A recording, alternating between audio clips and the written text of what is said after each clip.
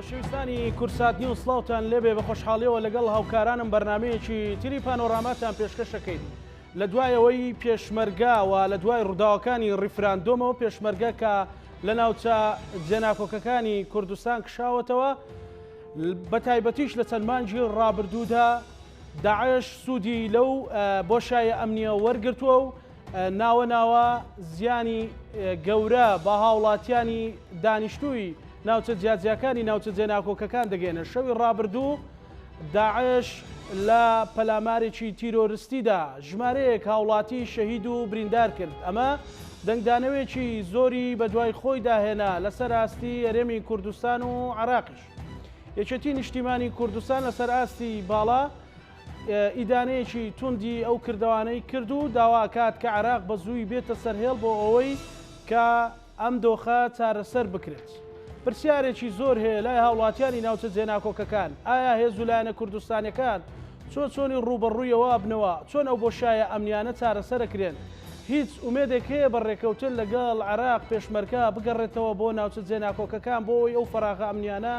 دروست نەبێت؟ ئایا تاکەی هاوڵاتیانی کورد لە ناوچە جێناکۆکەکان شەهید دەکرێن و بریندارەکرێن لەلایەن داعش و تیرۆریستانی جۆرا و جۆرە؟ هەمووانە لە پانۆرامادا گفتوگۆی لەبارەوەکەین بە میوانداری هەرێک لە بەڕێزان بەڕێز شێرکۆ میروەیس ئەندامی ئەنجومەنی سەرکردایەتی یەکێتی نیشتیمانی کوردستان هاوکات ئەندامی ئەنجومەنی نوێنەرانی عێراق خێربەی کاک شێرکۆ، هەروەها بەڕێز حەسەن بارام چاودێری سیاسی و کادری پێشکەوتوی یەکێتی نیشتیمانی کوردستان. بەڕێزیشتان بەخێر بن کاک شێرکۆ. ئەم بۆشایە ئەمنیە ئەم ترسوود لە ڕاوچێ تا تاکەی خەڵکی ناوچە جێناوەکان کەرکووک، خانەقین، مەخمور تا شەنگال و بە تایبەتیش کە ئەو بۆشایە ئەمنیە لە ناوچەی دیالەیە لە پارێزگای دیالە هەیە کوردستانیان چاوەڕێی مەرجی ئازیزانیان بن. بەڵێ زۆر سپاس. دیارە ڕەوشە تاوەکو ئێستا بەردەوامی هەیە و هیچ ئاسوەیەکیش بەدی ناکەم بۆ ئەوەی کە لە ئایندەیەکی نزیکە ئێمە بتوانین لەسەر ڕێوشێنێکی وا پێک بین بۆی کە بەربەم هەڕەشەیە بگرین. بۆیە ئەوەی کە پەیوەندی بە لایەنی حکوومەتی هەرێمی کوردستانەوە هەیە ئەوەی ئەتوانیت کە بڵین پەیوەندی بە سەرکردایەتی سیاسی کوردەوە هەیە لە ڕاستیدا تاوەکو ئێستا ڕاستە هەمومان لە ڕاگەیاندنەکان هەمومان لە هەڵوێستەکان پێکەوە بە هەمان حەماس داکۆکی لە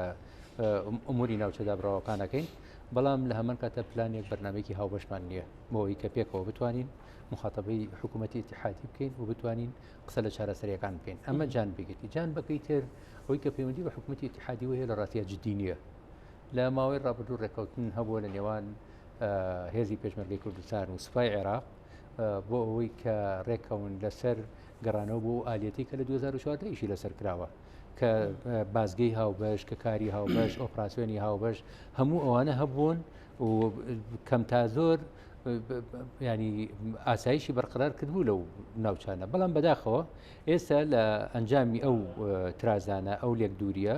بۆشایەکی گەورە دروست بووە. بۆشایەکە تەنیا پەیوەندی بەوە نییە کە مەساحەیەک لەسەر عەرز لە نێوان ئەم دوو هێزە هەیە و داعش تەراتێنی تیاکە. ئەمە سەری کێشاوە بۆ ئەوەی کە سەر لەنوێ ئەم گروپە شانە جیاجیەکانی خۆی لە نێو شار و شارۆچکەکانە زیندوو بکاتەوە و بە ئاگابێ لەوەی کە سنتەری شارەکان لە گوندەکان لە ڕێکەوبانەکان چی ئەگوزارێ. بۆیە چاوساغی هەیە، بۆیە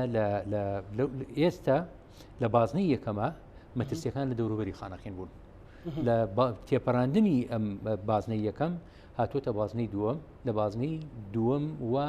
شەڕەکە بەرەو سنتەری شارەکەیەت. لە ماوەی ڕابردوو دەوروبەری خانەقین 93 گوندی هەبووە. ئەم 93 گوندە تاوەکو ئێستا 30 بۆ 35 گوندی چۆڵی کردووە لەژێر هەڕەشەی ئەم گروپانە. و من بۆ خۆم لە ڕاستیە ڕاستە داعش ینی بەرپرسیارەتی بەشی زۆری ئەم تاوانانە هەڵەگرێ، بەڵام لە نەتیجەی ئەو کردەوانە ینی هەندێکی بە ئاراستەیەکە ناڕۆشنە بە گومانی لەوەی کە هەندێک لەو خەڵکانە لە ڕاستیدا لە نێو دام و دەستگا ئەمنیەکان لە نێو میلیشیا جۆرا و جۆرەکانە جێگەی خۆیان کردوێتەوە بە ڕۆژ لە شوێنێکی کە ئەرک و واجباتی خۆیان جێبەجێکەن و لە شەویش ئەیانوێ هەمان پلان هەمان ئەجندەی دەورانی بەعس جێبەجێ بکەنەوە بۆ ئەوەی کە سەر لە نوێ تعریب. منیشتەمە و پرسیارە بکەم بۆی ڕوونتر بێ کاک شێرکۆ، ینی داعش وەکو ئەجندایان داعش وەکو ئەو گروپە تیرۆریستانە هەر ئەوانەی کە لەوێن مەسەلەن خەڵکی ناوچەکەن یاخۆت فۆرمێکی ترە و بە داعشەوە هەڵواسراوە مەسەلەن کۆمەڵی گروپ و لایانی ترن ئەجندایان چیە مەسەلەن بابەتەکە چیە لەوێ شارەزای ناوچەکەن بەڵێ و گروپی تیرۆریستی داعش ئێستا لە دەورانی ڕابردوو لە ئەنجامی ئەو کێشمەکێشی کە لە عێراقا ئەگوزارەیە لە ئەنجامی ئەو نائارامی کە ئێستا عێراقی پێتێپەڕێ و کێشمەکێشە سیاسیەکانیش بە شێوەیەکی تایبەت ئەو حکوومەتە و کابینەیەک لە دواییەکانە و چی لە پەیوەندی بە نێو ماڵی شیعە هەیە ئەوەی کە چی پەیوەندی بە حزوری سونە بە حزوری کوردەوە هەیە لە ڕاستیدا ئەمە زمینەیەکی لەباری ڕەخساندەوە بۆ ئەوەی ئەم گروپە سەر لە نێو خۆی ڕێکخاتەوە ئەم گروپە بە تەنیا لە خانەقین نا بگرە لە دەوروبەری کەرکووک لە دووس لە تکریت تا ئەڕاتەوە مووسڵ ینی تاوەکو ئەڕاتەوە ڕوومادیش ینی دەوروبەری سامەڕاش قووەتەکەی بە بەراورد لەگەڵ ئەو دەورانەی کە ئەوە ڕاگەیاندرا کە کۆتایی پێ هاتووە هیچ شار و شارۆچکەیەکیان بەدەستەوە نەماوە ئێستا پێچەوانە بۆتەوە ئێستا مەساحەیەکی زۆر زەویان بەدەستەوەیە ئێستا حزوری سوپا و دەستدام و دەستگا ئەمنیەکان مەیدانیەن لە ئاستیەکان نییە بۆی کە بتوانێت بەر بە تەواوی ئەم کەلەبەرانە بگرێ و لە هەمان کاتیشا تەنسیق لە نێوان هێزی پێشمەرگەی کوردستان و سوپای عێراق لە ئاستی پێویستانیە لەگەڵ ئەوەش کە هێزی پێشمەرگەی کوردستان هەموو ئامادەیەکی هەیە وەزارەتی پێشمەرگەی کوردستان هەموو ئامادەیەکی هەیە و ڕێکوتنیشی کردووە لەگەڵ ئەوەی کە لەگەڵ سوپای عێراق بۆ ئەوەی سەر لە نوێپێکەوە بتوانن چارەسەری ئەم کەلەبەرانە بکەن کە لەم دۆخە ئەگوزرێ بەڵام بەداخەوە سوپای عێراق دیارە بە بڕیاری سیاسی و دیارە بە دەستی لابەلا ئامادەیەکیان نییە بۆ ئەوەی کە پەنجە لەسەر ئەم برینەدا بندرێ و بتوانین قسە لە چارەسەرێکی جدی بکەین بۆیە ئەبینین ڕۆژ لە ڕۆژ قوربانیەکان زیاترە بن و ژمارەی شەیدەکانی ئێمە بریندارەکانی ئێمە و ئازیزەکانی ئێمە لە ڕاستیدا گەشتۆتە ئاستێک ئەتوانم بڵێم گەشتۆتەوەی کە قەسابخانیان بۆ خەڵکی ئەمە سازانوە بەڵام لە هەمان کاتیشا ئەو خەڵکە ئێستا بە بەیان بە هەڵوێست وەرگرتن بەمە هیچ ئاسۆیەک بەدی ناکات پێویستی بەوەیە کە چارەسەرێکی جدی بدۆزرێتەوە مەیدانیان ئەم کەلەبەرانە بگری بۆی کە تۆ بەر بەم هەڕەشەیە بگری ینی بەر بەم هەڕەشەیە نەگیرێ من پێم وایە ئێستا ئەم گوندەی دوێنێ دەستدرێژی کراوەتە سەر 2 کیلۆمەتر لە سنتەری شاری خانەخینەوە دوورە ینی 2 کیلۆمەتر دوورە لە سنتەری شاری خانەخینەوە ئەم گروپە لەکوێوە هاتووە گەشتۆتە ئێرە و چۆن پاشەکشەکە ئەڕاتەوە بەپی زانیارەکانی هەر خەڵکی ناوچانە نین بۆ خۆمان ینی زانیاریمان هەیە لە ڕاستیە لە ژمارەیان زانیاریمان ئەوەیە لەوەی کە هەندێک جار لە هەندێک شوێنی ئەوەی گوزەرەکەن کە سوپا حزوری تایە هەیە حەشتی شعبی حزوری تایە هەیە و ئەم هێزانە لە دەوروبەری شار بڵاویان پێکراوە ئەمانە خەرقەکرێ و یەن لە نێو شارەکە ئەوەکەن و کاتێکی زۆری ئەوێت ئەگەر شەڕێکی پارتیزانیش بێ لە گەیشتن بم ئامانجا و پاشەکشە لەم ئامانجا کاتێکی زۆر لەوە زیاتری پێویستە کە ئەم گروپە ئەوە چاوقایمانە بێت بۆیە لە ڕاستیدا ئێمە گومانی ئەوەکەین کە خەڵکێکیش لە خەڵکی منتەقەکە لە گوندەکانی دەوروبەر لە شار و شارەکانی دەوروبەر چاوساغی جدیان هەیە و لە ڕێگەی ئەوانەوەیەن ئەوە بە ئاسانی دەست لە کەسوکاری ئێمە ئەوەشێن و خەڵکی ڕەشوڕوت ئەبێ بە قوربانی بەڵێ کە حەسەن خوێنەوەی ئێوە بۆ ڕەوشی ناوچە کوردستانیەکان لە دوای ڕووداوەکان ڕیفراندۆمە و چارەسەری ئێستایی کە حکوومەتێکی نوێی عراقی هەیە کە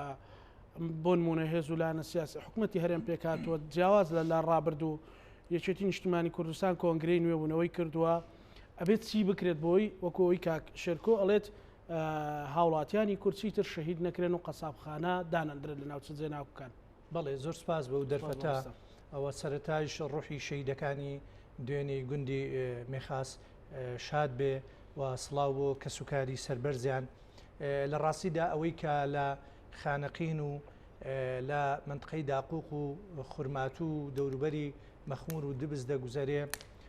بەپێی هەموو هەڵسەنگاندنەکان بەپێی ئەو زانیاریانی کە لەبەر دەستا هەن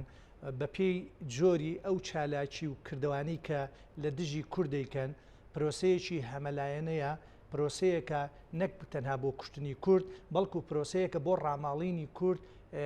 دوای ئەوەی کە کورد هیچ دەسڵاتێکی لەوێ نەماوە هیچ پێگەیەکی نەماوە هیچ حزورێکی ئەمنی و سەربازی و ئیداری لەوێ نەماوە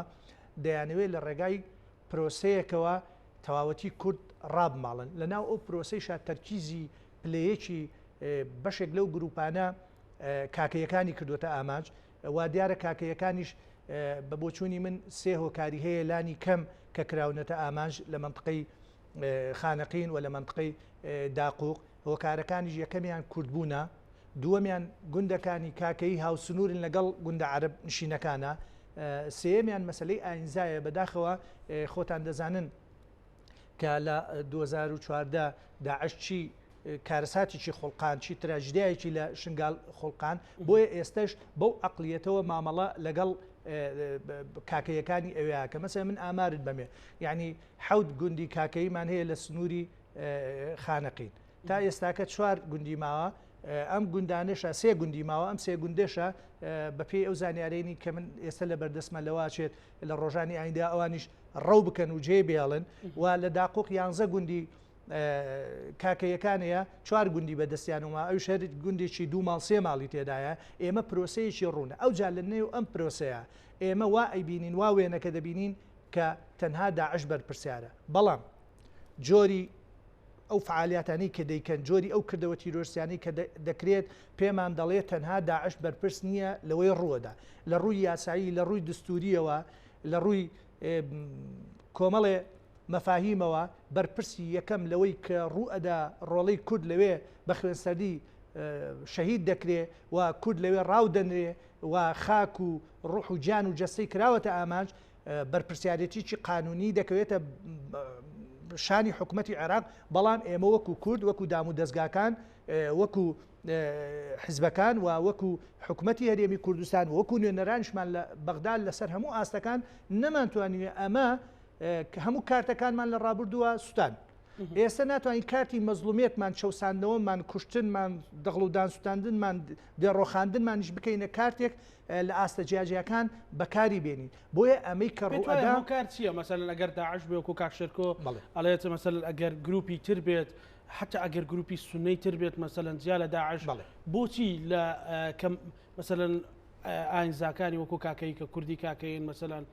کورد بەعام مەسەلەن لە کوڵەجۆ کەمیان نەکرد لە شوێنەکانی تر بە هەمان شێوە ینی بۆ ئەم فۆرما هاتنەوەی ئەم فۆرمە تیرۆرە بۆ ئەمە دوو هینی هەیە ینی دوو ئاراستەی هەیە ئاراستەیەکیان عەقلیەت و بیرێکی ئاینی پڕەگیرە کە هەوڵەدا هەموو ئەو ئاینزایانە و ئەوەی کە لە فۆرمی خۆیان نییە ڕای ماڵێ و تێکی بشکێنێ و لە ناوی باوەکەوەی لە ڕابردووە بینیمان گروپە تیرۆرسیەکان چۆن مامەڵەیان کرد ئەمە یەک خاڵی دووەمی مەسلەی شۆفێنێت و بیری ئەو بیرە شۆفێنیە کە ئیش لەسەر ئەوواکە دەیان ساڵ ئیش لەسەر ئەوواکە کە کورد ڕاماڵێەوە کورد بچوک بکاتەوە ئەو ناوچانە لە کورد داب ماڵێ بۆیە ئێستاکە لەلایەک داعش بەو عەقلیەتی کە هەیەی لەلایەک کۆمەڵێ لەژێر چەتری سوپای عێراقیە و لەژێر چەتری حەشدی شعبیە و بەپێی ئەو زانیاریانە هەن کۆمەڵێ خەڵکی دیاری داعش ئێستا هاتوونەتەوە تەسلیم بوونەتەوە لە ناو حەشدی شعبیان تەسەورەکەی ئەمە هەم وەکو عارەفی شۆفێنی هەم وەکو کەسێکی پەڕەگیر و تونڕە و بەرامبەر کورد و بەرامبەر ئاینزاکان چاوەڕوانی چی لەیەکەی کە فرسەتی ئێستا چەکی دەوڵەتی لەبەردەستا کە ئەو دەغڵ و دانسوتاندن مەسەڵەن ئێستاکە دێکانی کاکەیان لە خوارەوەی داقوق باشە ئەو سوپای عێراقی لێ پۆلیسی فیدرالی لێ باشە بەچی وەکەوەی شێرکۆ ئاماژەی بۆ کرد باشە چۆن تەنانەت بە شێوازی پارتیزانیش ئاسان نییە تۆ 10 کیلۆمتر قوڵایی ببڕیت و بێ لەبەر چاوی سوپای عێراقی بێ یەکێک هاوڵاتیەکانی ئێمە شەهید بکەیت و خوێنسەردانی و حکوومەتی عێراقیش هیچ هەڵوێستێکی دوجار شتێکی ترێ دەبێ ئێمە سەرنجی بۆ خەڵکو خۆشمان و دەسڵاتەکەشمانی بۆ ڕابکێشین باشە ئەمە ئێستا تراژیدایەک دەگوزارێ لەو ناوچانە ئەوەی کە بەرپرسە لەمە حکوومەتی عێراقە باشە ئێمە ئەگەر ناتوانین و کارتمان لە بەردەستا نەماوە ئەگەر حکوومەتی عێراقی بە ناڕاستەخۆ دەیەتی ئێمە ڕاماڵێ باشە فەرمو پەنا بینە بەر UN پەنا بینە بەر تحالفی نێودەوڵەتی خۆمەی دەگوزارێ کاکە ئێستاکە 7 شەهید بووە 2 مناڵیشی هی دوان لە شەهیدەکان ئێستا لە نەخۆشخانەکانی دیالەن لە ئانوساتی ئەوان ئەوان شەید بن تراژیدیا ئەمە خۆمەیە دەیەکرد بریتە لەمە نەکەسە معقوڵە سوپای عێراقییان پۆلیسی عێراقی لەوێ نزیک بووە بە تایبەتی پۆلیسی گومرک وانە ئەمە ناکرێت ئەم پرۆسەیە حکومەتی ئێمە ناتوانین ئەم کارتە بورژێنین یانی ناتوانین ئیشی لەسەرکەی نە لە ئاستی نێودەوڵەتیە نە لە ئاستی جەماوەریە نە لە ئاستی مافی مرۆڤ و نە لە ئاستی یاسا و دستورە من نازانم ینی ڕەنگە ئەمە وڵامە زیاتر لای شێرکۆ بێ نوێنەرانی ئێمە لە هەموو ئاستەکانە لەوێ دەمان کوژ ناخر خۆ ئەمە تۆ بجەت لێ بڕێ دێ دەتکوژێ دێ پرۆسەیەکی عرب بە عربکردن نوێ لەو ناوچانە دەست پێ کردووە و ڕۆژانە و ڕۆڵانێت دەکوژێت و ناوچەکە جێڵی ینی بەمە پرۆسەیە ینی پرۆسەیەکە لە دوای ڕیفراندۆمەوە و دوای 16 ئۆکتۆبرەوە دەستی پێی کردووە ئێستاکە کورد بە تەواوەتی هێز و دەسڵات و بوونتی وەکو دەسڵات ڕاماڵیوە ئێستا دێ ئیش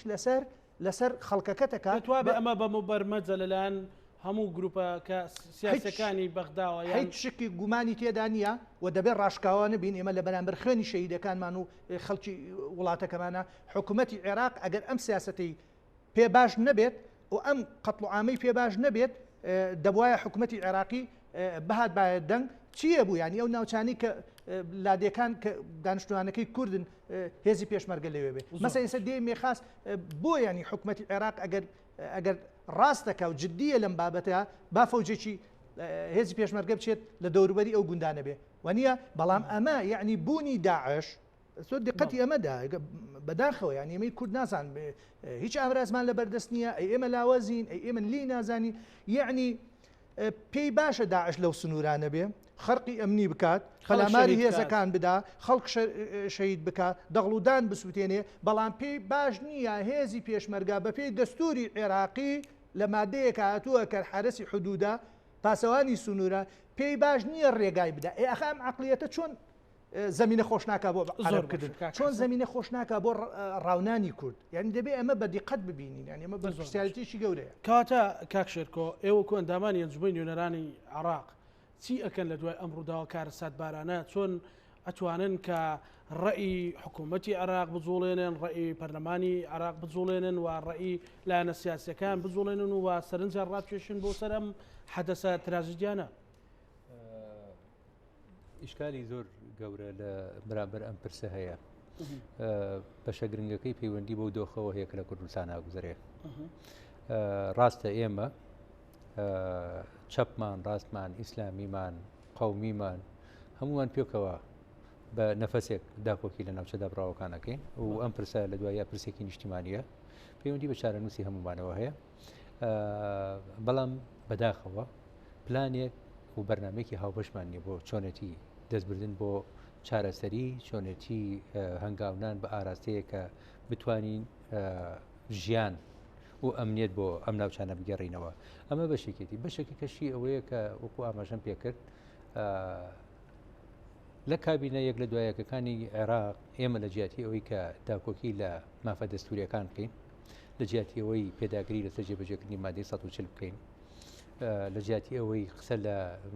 دەستەبەرکردنی ئەمنیەتێکی باشتر بکەین بۆ ناوچەدا بڕاوەکان بەداخەوە شەڕەکان لەوە ئەگیسێتەوە کورد چی پۆستێک وەرەگرێ لە کاتێکە ئەم پۆستانە کەم تا زۆر جگەلەوەی کە ژیانی کەسێک و پێچا کردووە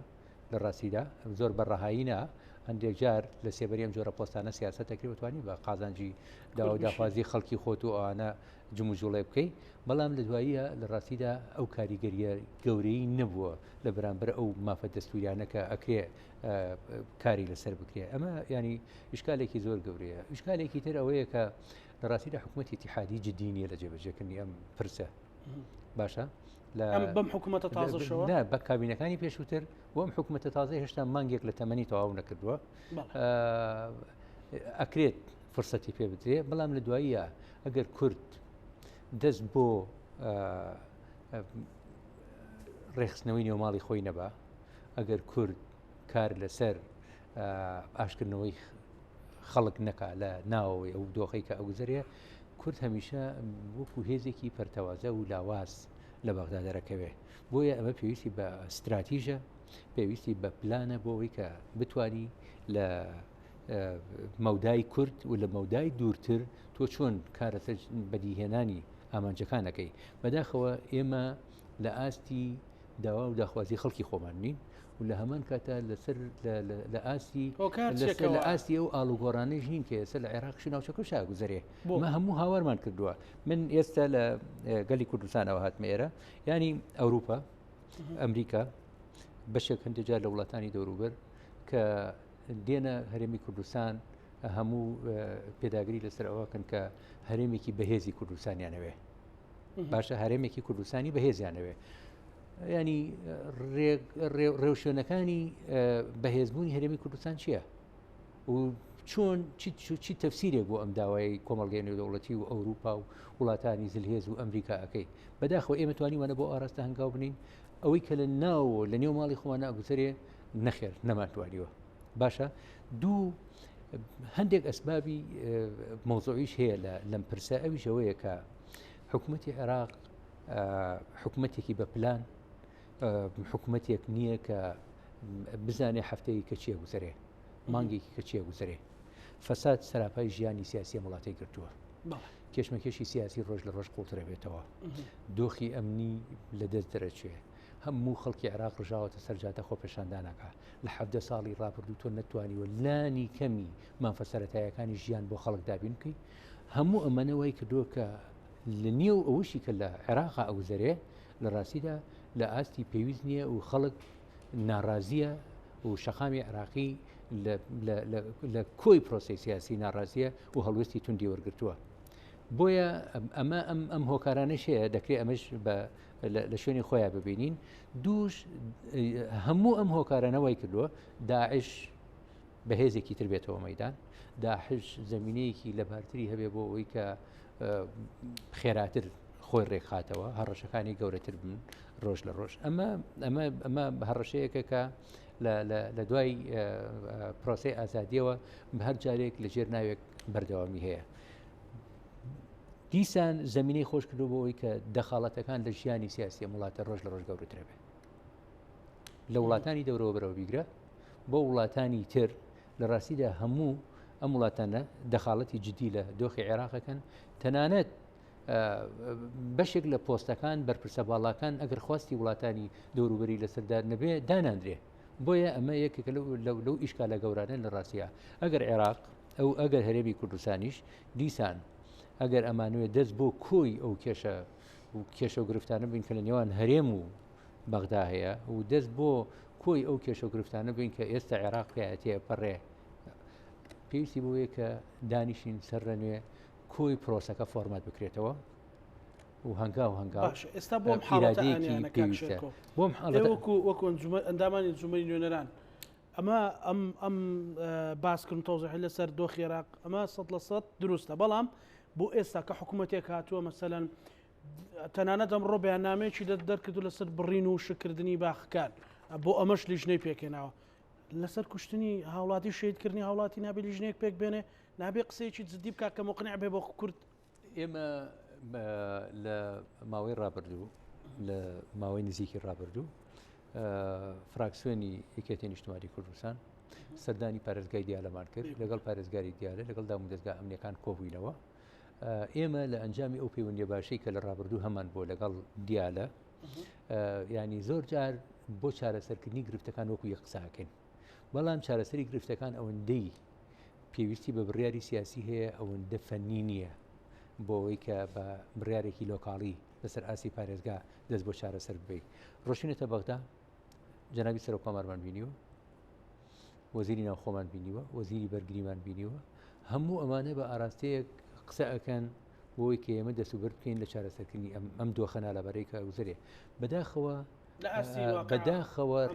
بەداخەوە تاوەکو ئێستا توانم بڵێم ڕازگۆ نەبوون لە بەرامبەر ئەو بەڵێنانی کە داویانە بە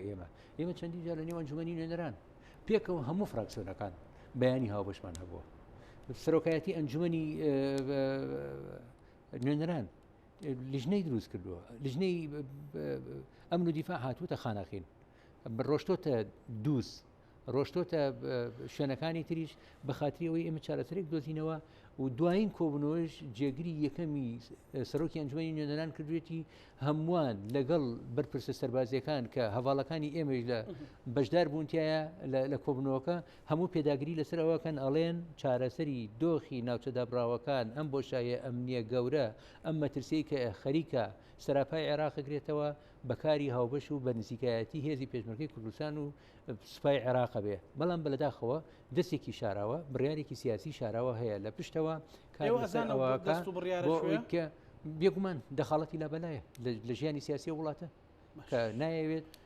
وڵاتە ئۆقرەی بەخۆ بگرێ و نایەوێت ئەم وڵاتە دەست بۆ چارەسەرکردنی کێشەکانی بە ئەگەر ئەم وڵاتە ئۆقرەی بەخۆ بینێ دەست بۆ چارەسەرکردنی کێشەکانی بە بێگومان دەبێتەوە بە خاوەنی سیادە بێگومان ئەو بەرژەوەندیە لابەلا ناشرعیانەی کە ئێستا لە هەژێر هەر ناونیشانەکە برەوی پێ ئەدرێ و سەراپای ئەم گیان ئەم وڵاتەی خواردووە بێگومان ئەچێتە دەرەوە و ئەتوانێت ماڵی خۆمان ڕێکخینەوە و ئاور ڕێژانی خەڵک بینەوە. باش کا حەسەن کەواتە بەم تراژیدایە چی بکرێت وەکو لە بەڕێز کاکشێرکۆم پرسی مەسەلەن ئەمڕۆ مێدیا عێراقیەکان بەیانامەیەکی مستەفایان قەرارێکی مستەفا کازمیان مەسەلەن بڵاو کردوتەوە کە لیژنێ پێکێناوە زۆر توندە لەسەرەوەی کە خەڵک ڕێگری بکە لە باخ وشکردن و ئەوەی کە جاردەی لە هەندێک شاری عراقی هەیە مەسەلەن لە ناوڕاست و باشووری عراقیە ئەی بۆ شەهیدکردنی ئەم هەموو خەڵکە ئەی بۆ قەتڵ و عامکردنی هەموو خەڵکە بێت چی بکرێت؟ بڵێ دیارە سەرەتا تۆ کە دەی باسی کابینەکەی بەڕێز کازمیەکەی ناتوانانی ینی لە ئێستادا هەڵسەنگاندنێکی زۆر دقیق بۆی بکرێ و بڵین وا دەبێ یان وا نابێت چکە لە ڕاستیە ئەمە تەنها مانیەکە ئەو کابینەیە دروست کراوە هەندێک ئاماژەی خێر هەن کە ئەم جیاواز دەوەکانی کە بتوانێت هەندێک هەنگاو بنا بە ئاراستەی لانی کەمی چارەسەرکردنی کێشەکانی عێراقا بەڵام تاکو تا ئەوەی دەستێوەردان هەبێ لە دۆخی عێراق تا ئەو کاتەی میلیشیا و عقلیەتێک لە دەرەوەی موئەسەساتی دەوڵەت حکم دەستوەرداتە کاروباری دەوڵەت و کاروبارە سیاسیەکانی ناوخۆی و هەرێمایەتیەوە دەبێت چاوەڕوانی ئەوە نەکرێ بەڕاستی بڕیاری تەندروست بدرێ بۆ چاکردنی دۆخی عێراق و پەیوەندیەکانی نێوانی هەرێمی کوردستان یعنی ئێستاکە مەسەن بۆ نمونەیەکرد بۆ اتفاقی ستراتیژی اتفاقی ستراتیژی یەکەم گەڕیدانشتەکانی دەست پێ کردووە دیقەتی بەیاننامەی هەندێک حزب و گروپی چەکدار ینی ئەمە دەوڵەت لە ناو دەوڵەتە بەڕاستی بۆیە لەگەڵ هەموو ئەوانە دەستێوەردانەکان دۆخی پێکاتەی حکومڕانی لە عێراقا ئاستەنجی زۆری بۆ کازمی دروست کردووە خستوێتە ناو جێژاوێک لە کێشە و گرفتی هەمە چەشن و ڕیشەیەوە لە عێراقا بۆیە ڕەنگە ئەم پیاوە نەتوانێت فریایی ئەوە بکەوێ کۆمەڵێ ئەوە بکات بەڵام دوجار بەرپرسیارەتی یەکەم حکوومەتی عێراقا بەڵام ئەبێ ئەوەشمان لەبیر نەچێ چەند بەرپرسیارەتی ئەکەوێتە ئەستۆی حکوومەتی عێراقی هێندەش بەرپرسیارەتی دەکەوێتە سەر هەرێمی کوردستان یعنی تۆ دیقەتی هەرێمی دیقەتی کورد بە دیقەتی ئەو دەسڵاتی کە ئێستا هەمانە 15 ساڵە باسی مادەی 140 و حەمرین سنوورە و خاک و نیشتمان ئێستا لە هەموو ئەو داواکاریانی کە 80 ساڵە حرەکەی کوردی داوایەکە ئێستا تۆ هاتووی تێتەوەی بزانە موچەتەدا پێ سوال و سێقا باشە ئەوە بەشێکی ئەوە بەرئەنجامی ئەو سیاسەتە هەڵەیە کە حکومڕانی لە وڵاتی ئێمە ئاراستەی کردووە بۆیە لە مەلەفەکانی پەیوەندیمانە لەگەڵ دەروجیران لەگەڵ حکوومەتی عێراق و لە ناو خۆشمانە بەڕاستی دۆخێکی وای خوڵقاندووە کە ئێمە بچووک بین و کارتەکانی بەردەستمان نەمێنێ و لاواز بین و ئامادە نەبێ حکوومەتی عێراق هێندە بەیاننامە لەسەر سپایکرد دەرکرا لەم ڕۆژانە لایەن کوردەکانیش و لایەن عەرەبەکان بە سونە و شیعەوە کە ئەوانەی لە دەسڵاتان دوو بەیانیان دەرنەکرد ینی مەسەر تۆ دیقەتی هێز سیاسیەکان بدە کە بەیان لەسەر چێ دەرەکە ینی ئێستاکە لە ڕووی یاساییەوە لە ڕووی دەستوریەوە لە ڕووی ئەخلاقی و التزامی دەوڵەتداریەوە ئەمەی کە ڕووەدا لەو ناوچانە حکوومەتی عێراق لێ بەرپرسە و هێزە سیاسیەکان کە بەشێکن لەو حکوومەتە و ئەو حکوومەتانی کە لە ناو حکوومەتەکە دروست بن ئەگەر بەیاننامە دەرەکە ئەو کاتە وەکو وەسیقەیەک خۆشی پێتاوانبارەکە چکە لەبەرەوەی کێ بەیاننامە بۆ چێ دەرەکەی ئەوە ئێمەی کوردین لێرەوە بەیاننامە دەرەکەی کاکە و خەڵکەمان دەکوژێ و لە ژێر سایی دەسڵات و هەژمونی ئێوایە با ئەو خەڵکە قەتڵعام ئەوەی لە ئەستۆی بەغدایە چی بکات ئەوەی لە ئەستۆی هەرێمە چی بکات ئەوەی لەو ناوەڕاستەش لە ئەستۆی ئەو کەسانەیە کە ئەندامی انجومەنی نوێنەرانی عێراقن وەزیرن سەرۆک کۆمارن پۆستیان هەیە لێ ڕاوێژکارن چی بکەن بۆ ئەوەی خەڵکی ئێمە شەهید نەکرێت یعنی ئێمە لە 3 ساڵی ڕابردووە سوستاندنی دەغڵودان کوشتنی خەڵکەکانمان ڕۆخاندنی دیەکانمان تعریبێکی مبەرمەج ئێستا لەو ناوچانە دەگوزارێت هەموو ئەمانە ئەزانی هەڵوێستی کورچی بووە بەیان نامە خۆتۆ لە فەڕەنسانیت خۆتۆ ڕێکخراوێک نیت خۆتۆ دەوڵەتێکی تر نیت بەیاندامە دەرکە ئێمە ڕۆڵی تۆ دەکوژ ئێمە خاچی تۆ دەسووتێنێ باشە ئێستا مەسەن ئەم ڕووداوی مێخاسە باوا لە پەرلەمانتاران ئێمەکە نەچنە ژوورە بۆ کۆبنەوەکان باوا لەوە بکە حکومەت بەرامبەر بە کازمی هەڵوێستی وەربگرن باوا لە جەنابی سەرۆک کۆمار بکە هەڵوێست وەرگێ قبوڵی نەکا بەڕاستی کۆبوونەوەکەوەی شێرکۆم 3 ساڵ ئێمە کۆبنەوەکەین بەڵام ئەو کۆبوونەوەانە یەک هەنگاوێ نەچوەتە پێشەوە ڕاستە سیادی عێراق خەرق کراوە ڕاستە دەستێوەدان هەیە بەڵام ئێمەش هێندە خۆمانمان بچوو کردێتەوە هێندە خۆمانمان لاواز کردو هێندە فاوڵمان داوە بەهێز دەرەکەوین لە بەرامبەر ئەوانە بەڵام ئێتر کوشتنی خەڵکی ئێمە من نازانم ژیان بریتە لە چی خۆتۆ ئەمە جارێک نییە و ڕووداوێک نییە ئەمە پرۆسەیە پرۆسە ئەمە پرۆسەیەکە 20 بۆ 30 چەکداری داعش بە شێوەی متەناوب بوو جیاجیا لە پشتەوەی چیاکانی خورماتون و لە غەڕن یعنی 2 کیلۆمەتر سوپای عێراقی و حەشدی شعبی لەیانەوە دوورە یعنی نەیانتوانی ئەمە معالەجە بکەن ئەگەر ئەوانیش بەمە بەستەیە کاکەمە بەستەیە ینی ئێستا ئەوەی هەنی عەقڵیەتی شۆفێنی و دژە کورد لە ناو پێکاتی سونە و شیعە هەیە ئێستاکە زۆر بە ئاسانی دەرگایان واڵا کردووە کە داعش بێ و یان شۆفێنی عەرەبەکان بێ کۆنە بەعسیەکانن چێن لەم بابەتانە بێن ئەو ئەجندایە جێبەجێکن کە ئێستاکە خەڵکی ئێمە بێتە قوربانی بەڕاستی ئیتر کاتی بەیان نامە نییە ئەگەر چی ئەمڕۆ یەکێتی نیشتمانی کوردستان بەڕێزان هاوسەرۆکان بەیانیشان دەرکردووە بەیانەکە جیاوازە لە بەیانەکانی تر جیاوازەکەی لەوایە دەڵێ ئیتر کاتی ئەوەیە ئێمە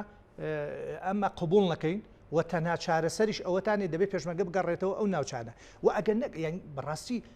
من نازانم ئێمە بۆ هێندە دام و دەستگا حکومەتەکانی ئێمە ئەوەندە دەست و پێسپین یانی ئێستا چی ڕێی گردووە لە کورد بڕە لە بەردەم یوئێنە لە نیویۆرک خۆپشاندانێکی گەورە بکە لە بەردەم کۆشکی سپیە ئێمە پەیوەندیمان لەگەڵ هاوپەیمانان لەگەڵ تەحالوف نییە بەبەر چاوی تەحالوفەوە ئێستا کورد کاکە هەمووی گرنگە کاکە نوێنەرەکانیان مخابراتەکانیان ناوە هێزولانە سیاسەکانە بینن شەقام گرنگە شەقام زۆر گرنگە شەقام جوڵاندنی شەقام لە ئەوروپا وەکو ئێرە نییە لە برسیا بمرێ 90 ڕۆژ موچەی نەدەی بێدەنگ بێت بۆیە لە ڕاستیە دەبێ شەقام بجوڵێنن و دەبێ نوێنەرانی ئێمە لە بەغاوە لە بەڕێز سەر و کۆمار و تا دێتە خوارە و مدیر عامیشی هەڵوێست وەربگن کاکە بڵێ با بەواز بێنە کاکە نەواز موچە چی خەڵکت دەکوژێ خەڵک ڕۆژانە خەڵکت دەکوژێ باشە هەردوو باوکە شەید بوونە ئێستا هەردوو مناڵەکەشی لە ئانووساتی مردنان باشە ئەمە چی تراجیدایەکە ئەمە لە چی لە ئەمریکا یەک ڕەشپێسێ کوژاوە قیامەت هەڵسا بەڵام ئێمە ڕۆژانە بە بەرچاومانەوە لە خورماتوو و لە داقوق و لە خانەقین و لە مەخمور خەڵکەمان دەکرد وە سوکایەتیمان پێکەنێ مەسەن کابراایکی عەرەبی شۆفێنی شەمەری ئەچێتە ناو زەویزارەکانی کورد لەوێەوە گەنمەکان بەرزەکاتەوە و سوکایەتیەکە بە ئینسانی کورد بە خاچی کورد بە مقدراتی ئێمە نابی ئەمە قبولکەین یان یان باش بەتاڵی لێ بکەین یان باش بەتاڵی لێ بکەین و تاو ئەوە بکەین یان ژەگەر قەزیەکەەوەی حکومەتی نیەمەنەتەوەیەکی قوارەیەکی دەستوریمانەیە دەبێت بە دوای ئامرازەکانە بگەڕین بە دوای کۆمەڵی وەسایل بگەڕین بۆ ڕێ لەم هەمەجێتە بگرین کە پێڕەوەکرێ ئەزانین چی ئێستاکە بۆ نمونە لەم سلێمانیە تاوانێکی گەورە ڕووبدا هەموو میدیاکان و هەموو خەڵک ڕووی دەمێکا لە جیهاتە ئەمنیەکان چکە بەرپرسیارەتی لەسەرشانە بۆیە ئێستەیش کوشتنی خەڵکی ئێمە حکومەتی عێراق بەرپرسەلی و لە ڕووی قانونیشەوە ئێستا کورد دەبێت کۆمەڵێ دۆسیە بجوڵێنێ دۆسی یاسایی کاکە با چشکات لە محکمەی اتحادی شکات بکە چێ بەرپرسە لەوەی ڕۆڵەکانی ئێمە لەو شارانە دەکوژێ لەو ناوچانە باشە خاکەکەت داگیر کردووە نیچان فالێکت کردووە دەغڵودانەکەی دەسووتێنی خەڵکەکەی دەکوژی دەربەدەری ئەەکەی سوکایەتی بە مقدراتی کوردەکەی فەرمانگە و دام و دەستگات بە دەستی کوردەوە نەیەڵاوە یعنی ئەمە چی ئەمە داعشە هەمووی ئەمە هەمووی دەگوزارێ خۆمە هەمووی داعش نییە بەڕاستی ینی با لێمان تێک نەچێ و لە خەڵکی خۆشمان تێک نەدێ بۆیە کاتی ئەوەیە خەڵک بەرپرسانی ئێمە هەڵوێست وەربگرن و مووقفێکی وا لە ئاستە جیاجەکانە وەربگرن بۆ ئەوی ڕێ لەم هەمەجێتە بگرێت کە ڕووەدا دژ بکوت. زۆر باشکە حەسەن کاک شێرکۆ مەسەلەن یەکێتی نیشتیمانی کوردستان کە ئەمڕۆ بەیاننامەیەکی جیاواز لە ئاستی باڵای هاوسەرۆکان دەرکراوە یەکێتی چی ئەکاوە بێت چی بکە بەوەی خەڵکی چکە ئێوە لە خانەقین و لە پارێزگای دیالە هەموو جارە دەنجیەکەمێنن لە سەلاحەدین لە چاوێزە کوردەکانە دەنجیەکەمێنن لە کەرکوچیش دەنجیەکەمەهێنن ینی ئەم منطقەیە زیاتر فۆکەسی ئێوەی بەسەرەوە ینی خەڵک چاوی لە ئێوەیە خەڵک ئەوەندەی چاوی لە حکوومەتی عراقی و حکوومەتی هەرێم و فلان و فیسارە چاوی لە یەکێتی نیشتیمانیە بەهێز بێ بە مامەڵی سیاسی بێ. ئێمە بۆ خۆمان وەکو یەکێتی نیشتیمانی کوردستان پێمان وایە ئەم پرسە پرسێکی نیشتیمانیە ئەوێ هەمومان پێکەوە داکۆکی لە پرسە بکەین و چەند بەیەکەوە بین هێزمان گەورەترە بێ و لە بەرامبەریش زیاتر گوێمان لێگیرێ ئەمە بەشێکی تریشی لە ڕاستیدا لە دەورانی ڕابردوو تا کۆنگرا و دوایی کۆنگرێش ئێستا یەکێتی لە ئەنجامی ئەو پەیوەندانی کە لەگەڵ بەغدا و لەگەڵ شخصی سەرۆکوەزیر و بەرپرسانی بەغدا هەمانە لە ڕاستیدا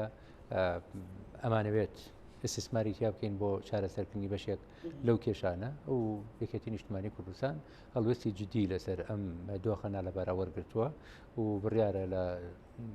ڕۆژانی داهاتوە وەفدێک بۆ مەبەستە دیسان سەردانی بەغدا بکە هەرچەندە ئەمڕۆ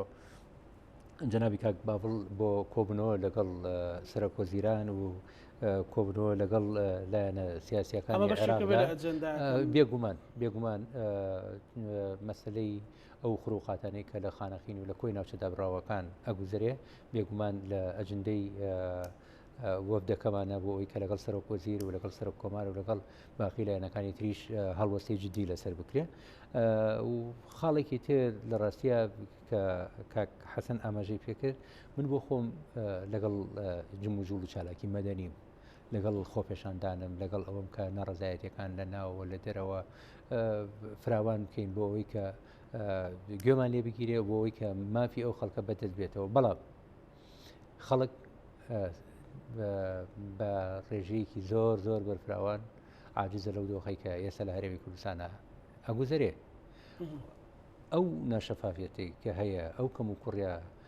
کەڵەکە بوانەی کابینەکانی پێشوشتاوەکو ئێستا هاتووە بەم کابینێشەوە لە ڕاستیدا بێمتمانیەکی زۆر قوڵی لای خەڵک لای شارع دروست کردووە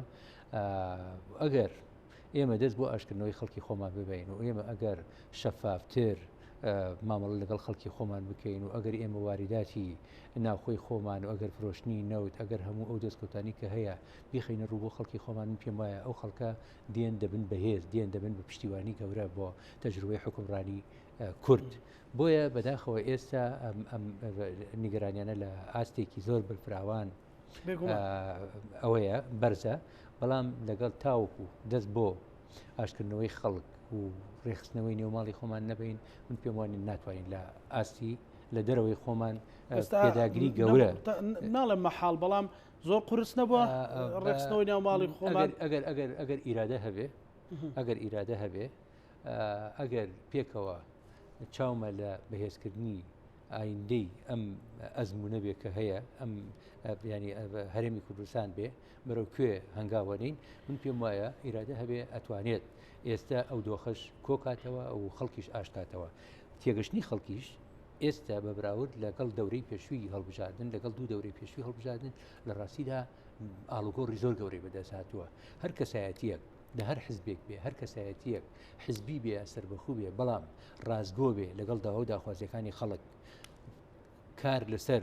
چاکسازی جدی بکە و ئەوەی کە لە پشتەوە ئەگوزەری بخاتە ڕوو بۆ خەڵک من پێم وایە خەڵک بەشەکە بێرە چارەسەر بەڵام بەداخەوە ئێمە نەمانتوانیوە ئەمە لەگەڵ خەڵکی خۆمانە بکەین چینە لە ڕابردوو چینە لە ئێستاش بۆیە بەشێک ئەم کێشمەکێشانەت تێوەکلاوە بە کێشمەکێشی سیاسیەوە ینی لە جیاتیەوەی دەست بۆ شارەسەرکردنی برینەکە بین برینەکە ڕۆژ لە ڕۆژ قوڵتر ئەبێتەوە ئەو پەتایە جیهانی کە ڕووی کردوتە ئەم هەرێمە لە ئەنجامی ئەو بێمتمانی کە لە نێوان دەسەڵات و خەڵکە هەیە ببینە کە چۆن مامەڵە لەگەڵ باوەڕ بە ئامارەکان و بریت ناکرێت ینی ئێمە پێویستمان بۆیە واقعبین بین و ئێمە ئەگەر بتوانین خەڵکی خۆمان ئاشتکەینەوە و من پێم وایە خەڵکی کوردستان زۆرەوە ناخۆشیتری گەورەتری بینیوە کارەساتی گەورەتری بینیوە ئەوەی کە لە کوردستانە ئەگوزارێ هیچ لەوە قورستر نییە کە 91 سەدام دام و دەستگای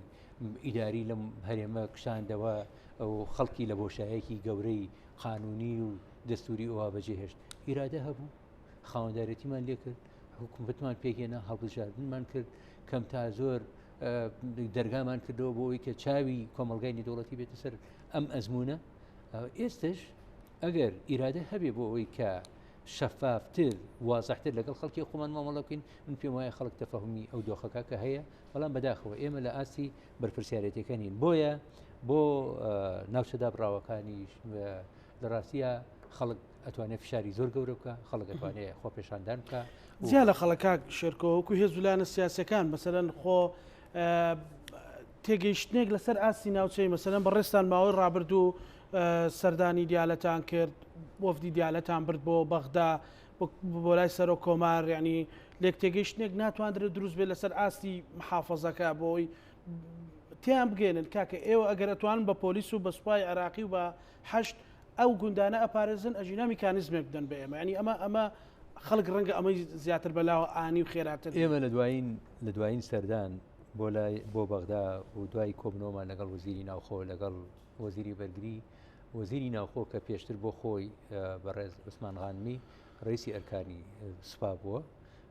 و باش شارەزایی لە وردەکاریەکان و ڕێکەوتنەکان و کۆبنەوەکان هەیە و پیاوێکی ئەتوانم بڵێم کەم تا زۆر ینی معتەدیلە و باوەڕی بە پێکۆژیان و چارەسەرکردنی کێشەکانیش هەیە بەڵێنی پێداین کە ئەو ڕێکەوتنی کە لەگەڵ وەزارەتی پێشمەرگە کراوە ئێمە دەست بۆ جێبەجێکردنی ئەبین لە ماوەی ڕابردوو کابینەکە کابینەی کاربڕێکردن بووە بۆیە نەچێتە بواری جێبەجێکردنەوە ئێستا ئەم حکوومەتە تەواوی دەسەڵاتی خۆی هەیە بەس پرسیارەتیەتی کە ئەم ڕێکەوتنە بخاتە بواری جێبەجێکردن و پلانیشمان هەیە بۆ ئەوەی کە لەو ناوچانەی کە کەمترین کێشەی تایە لێەوە دەست پێ بکەین لە کاتێکا کە بۆ ئێمە لەسەر ئاستی پارێزگای دیالە لە ڕاستیدا پەیوەندیەکان لە ئاستێکی زۆر باشایە تەنانەت جێگە و ڕێگەشمان لە خاناخین دەستنیشان کردبوو تەنانەت ئەندامانی وەفدەکەش لە سوپای عێراق و لە هێزی پێشمەرگە لە وەزارەتی پێشمەرگە دەستنیشان کرابوو بۆی کە دەست بەکار بن بەڵام بەداخەوە دیسان لۆزێک دیسان دەستێکی شاراوی سیاسی لەم دۆخەی ئێستا عێراق هەیە کە نایەوێت عێراق بەرەو پێشەوە هەنگاو چۆن ئەمە ئەبدەیتەکەنەوە ئەبێ بەردەوام بین ئەبێ حکوومەتی هەرێمی کوردستان ئەو بێ هێز ویلایەنە سیاسیەکانی کوردستان بێتێ بگەین بە هەرێکێ بە پێی حزوری خۆمان لە مەیدانەکە بەرپرسیارەتی ئەم قۆناغەمان لەسەرشانە و چەند زووتر ئاور لە چارەسەرکردنی ئەم پێشانە بدەینەوە من پێم وایە ئەتوانین زووتر ئارامیژیان بۆ خەڵک بگەڕێنەوە بەداخەوە ئەگەر بەم نەفەسە کە تاوەکو ئێستا هاتووە بەردەوامی هەبێ من پێم وایە مەترسی گەورە لەسەر ئەم تەجروبەیە کە 30 ساڵ تەمەنێتی بەرەو 30 ساڵ ڕوا هەیە گەورە ئەبێ و لە ڕاستیدا هێشتا پیلانەکان وەکو دەورانی پێشوو ساڵانی ڕابردوو وڵاتانی دەوروبەر و ئەو خەڵکانشی کە لە ناوەن لە عێراق هێشتا لە پیلانن بۆ ئەوەی کە ئەم تەجروبەیە تەواو بچووک بکەنەوە و لە قاڵبی بدەن بەڵام لە نێو سنە من لەگەڵ ئەو قسەی کاک حەسەن ینی ناکۆکیم هەیە ناکرێت مەسەرەن زۆر جار هاوڵاتیەکی عەرەب سنە بێ شیعە بێ تەسەڕفێکی نەشیاو بکات ئێمە ئەوانە بۆ کوردیش زۆر جار خەڵکمان هەیە کە ئەوە ئەکایانی زیاتەکەوانە کورد باجێکی بدا ئێمە بەداخەوە لە نەتیجەی ئەو پەرتەوازی کە لێرە ئەوگوزارەیە ئێمە نەمانتوانیوە کار لەسەر دۆستەکانیشمان بکەین لە نێو ماڵی سنە نەمانتوانیوە کار لەسەر دۆستەکانیشمان بکەین لە نێو ماڵی شیعە کە خەڵکی زۆر هەیە تەفەهومی ئەو دۆخەکە دۆستێکی زۆرمان لە نێو ماڵی شیعە هەیە دۆستێکمان زۆر لە نێو ماڵی سنە هەیە ئەکرێ کورد خۆی کۆکاتەوە و بەهێزی ئەو دۆستانش کاریگەری لەسەر کۆی پرۆسە دروست بکەین و بتوانین پێکەوە هەم لە خزمەتی عێراق و هەم لە خزمەتی هەرێمی کوردستانیشە دۆخەکە ڕاستکەین کەحسن دوزار بێت چی بکرێت بۆ ئەوەی کە هەموو ئەو نیگەرانیانی بەڕێزێت کاک شێرکۆ باسیەکەن چیتر خەڵکمان شەهید نەکرێلانی کەم ینی هەنگاوی زۆر خێرا کامێ بەڵێ سەرنجێک بۆ سەر قسەکەی کاکشێکۆ یانی لە ڕاستیە من نەمود عەربی سونەت دەڵێم شۆفێنەکانی ناو عەربی سونەت ئەوانەی کە دژە کوردن بۆ شیعیش بە هەمان شێوە بۆ کوردیش بە هەمان شێوە ینی وەک جێک وایە ئەوە سەبارەت بۆی چی بکەین ئێمە دەبێت ئێمە قۆناغی بەیاننامە تێپەڕین ئێمە ڕێکخراوی هین نیمان یانی ڕێکخراوی مرۆیی نیمان ئێمە بەرپرسیارەتی نەتەوەیی نیشتمانی ئەخلاقی وجدانی لەسەر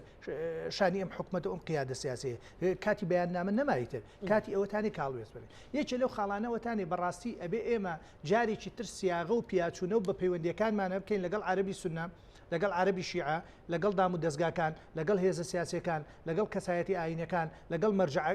دینیەکانی سونە و شیعە ئێمە لە یەکترازان دروست بووە لە پەیوەندیەکانمانە وەکو کورد بەشێکی هۆکارەکەی سیاست هەڵەکردنی ئێمە بووە حکوومەتی هەرێم لانی کەم هەندێک لایەنی سیاسی دیاری کراوە ئێستاکە یەکێک لەوە ئەبێ پیاچوونەوە بکەین دوو ئەوان شەڕی دەستور لەگەڵ ئێماکەن باشە بە ئێمەش بچین دەستورەکە بگرینە دەستەوە بڵێن کاکەوەرە چۆن لە دەستور هاتەیە مامەڵەمان لە ئەمە دوو سێ لە ڕاستیە دەبێ واقعی بین ئەوەی کە مەلەفی دەوڵەتداری و ئەمنی و سەربازی لە عێراق دەباتە ڕێوە گروپەکانی حەشتی شعبی بەڵێ ینی دەبێت ڕاشکاوە نەبین نازانم لە قۆناغی داهاتوە چی دەگوزارێ بەڵام لە ئێستادا کاریگەریەکی ڕاستە و خۆ لەسەر بڕیاری سیاسی بڕیاری ئەمنی بڕیاری سەربازی لایەنەوە کێش لە پشتەوانەوەی وازح و ڕوونە ئەبێ لەگەڵ ئەوان ئەبێ بچی لەگەڵ ئەوانیشی دابنیشی وا بیان خەیتە بەردەم هەنێ بەرپرسیارەتی ئینسانی ئەخلاقی هاوپەیمانێتیەوە بەڕاستی بچی مەرجعی شیعیان لێ بگری بەڕاستی ینی ئەمە بەرپرسیارەتیە کۆمەڵێ بەڵگە و دۆکۆمنت و ئەوانە ببیتە بەردەسی مەرجعیت و هەندێک ناو ئەوجا لەگەڵ هاوپەیمانان ئەوجا لەگەڵ ڕێکخراوە نێودەوڵەتەکان ئەوجا لەگەڵ ئومەم المتحیدە یعنی ئەم دۆسیانە بخینە بەردەسی هەموو لایەکان و لە سەر ڕای ئەوشە بەڵام بەداخەوە ئێمە هێندە خەڵکی خۆمانمان لە ناوچە کوردستانەکانی دەرەوەی هەرێم و لە هەرێم ماندوو کردووە ئەجینا با سەدان هزار کورد بڕژێتە شقامەکان و ناڕزایەتی دەربڕێ با لە دەرەوە خۆپشاندان بێ با لە بەغا هزار کورد لێوە بڕۆ خۆپشاندان بکە لە بەردەم پەرلەمان و لە بەردەم دام و دەستگاکانە ئەگەر مەسەلەکە یاسایە و دستورە دەوەرە بە پێی دستور مامەڵە بکەیت ئەگەر مەسەلەکەش ئەوەتانی هەروەکو سەردەمی بەحسە و تۆ دەتەوێت من ڕاب ماڵی ئەوە دەبێ بینەوە ماڵی خۆمان دوا سەرنجەوەتانی قۆناغی بەیاننامە کۆتایی پێ هاتووە خەڵکیش قەنەعەتی بەمە نەماوە خاڵی دووەمی ئەوەتانێ تکایە بە بیرەوەری باوباپیرانی ئێمەش ڕووی دەممان لە سەرکردایەتی سیاسی کوردەوە تا یەک دەنگ بن یەک بەرنامە بن یەک پلان بن یەک استراتیژ لانی کەم لێرە ناکۆچیتانەیە کاکە لە کەرکووک و خورماتوو و خانەقین و شنگال و مەخمور ناکۆچەکان مەبنەوە مەی بەنە بەغا کێ ڕێی لە کوردگرتە بوو کە فرسەتی هاتە پێشەوە پارێزگاری کەرکووک دابنێ من بە قیادەی کورد ئەڵێم و بە حکوومەتی هەرێم ئەڵێم لە گفتوگۆکانیان لەگەڵ بەڕێز کازمی جگە لە باسی موچە و وەزیر و کاک فڵانێک بکرێتە وەزیر باسی مادەی 140 کرا باسی مافەکانی کورد کرا باسی مەلەفی ئەمنی کرا لەوێ یەکاکە ئەمانە دۆسیەیە هەموو شتێک ئەگەر مەوزوعەکە ڕاتبە بە ئەم دەوڵەتە هەڵبۆشێنینەوە ئەمریکا هەمانم قوارە سیاسیە بچین بەغا خۆ ئەو کاتە وەکو هەر هاوڵاتیەکی بەسرە و بەغا موچەکەماندا پێ کۆتای پێدێ یعنی حکومڕانی و ئیدارەدانی دەفەی سیاسی و ئەم دۆ خاڵۆزە و دووسێ خاڵتریش هەیە دەبێ کورد بیکاتەوە کارتی بەهێز یەکەمیان ئەم پیاوە کە هاتووە ئەم بەڕێزە کازمی بەو پێی پیاوێکی نیشتمانیە پیاوێکە دەکرێت مامەڵی لەگەڵا بکەیت دەبێت ئەمە بقۆزینەوە بەکاری بێنین بۆی هەندێک ڕێکەوتن بکەین خاڵی دووەم ئێستا نێوماڵیشی ئەو سنە و هێزەکانی عێراقیش باش نییە و لە ناکۆچیان هەوڵ بدەین ئەمەش بقۆزینەوە بۆ ئەوەی ئێمە بکەینەوە کارتی بەهێز وەکو کورد هەم بە پەیوەندیەکانمانە بچینەوە هەم لەگەڵ حکوومەتە هەوڵی ڕێکەوتن بین دوا سەرنجی کاکشێرکۆ بە ئومێدی ئەوم کە هەمووان پێکەوە بتوانین هەوڵەکان یەخین بۆ ئەوەی کە بەربم زڵمە بگرین کە دەرحەق بە خەڵکی ئێمە لە کۆی ناوچەدا بڕاوەکانەکە زۆر سپاس بۆ بەڕێز شێرکۆ میرویس ئەندامی جومەی نوێنەرانی عێراق و کە ئەندامی جومەی سەرکردایەتیەکی نیشتیمانی کوردستان سپاس بۆ بەڕێزتان سپاس بۆ بەڕێز حەسەن بارام کادری پێشکەوتویەکی نیشتیمانی کوردستان سپاس بۆ بەڕێزتان سپاس بۆ ئامادەبوونتان بینەرانی خۆشەویست لەگەڵ هاوکارانم بەرنامەی پانۆرامامان پێشکەشکردن بە هیوای سەلامەتی بۆ ئەم لایەک خواتان لەگەڵ